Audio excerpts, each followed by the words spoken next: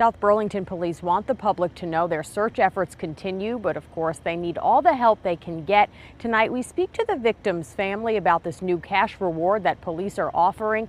They hope this encourages people to come forward. What happened? Why? What happened to their mother? 2 months after her death, Annette Lumumba's brother and the rest of the family still don't have answers. The mother of two was shot to death inside a South Burlington apartment.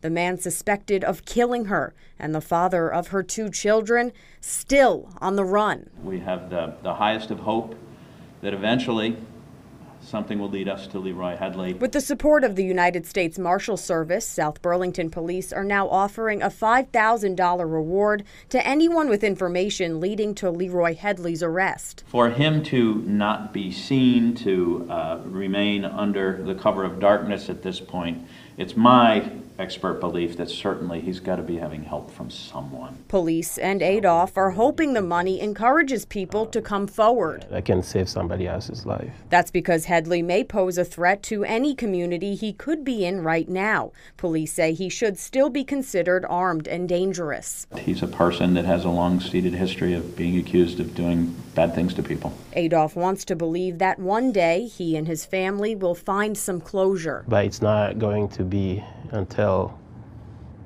he's found. He's leaving it up to his faith, the police, and the people. I hope we can get somewhere with this.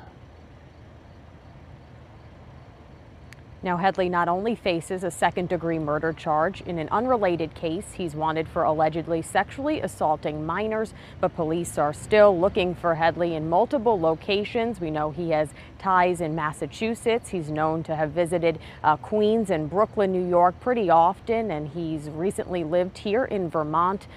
This has been a very emotional case for South Burlington police and, of course, the victim's family. So anybody with any information on Headley's whereabouts is asked to contact police immediately. Live in South Burlington tonight, Helena Battipaglia, NBC5 News.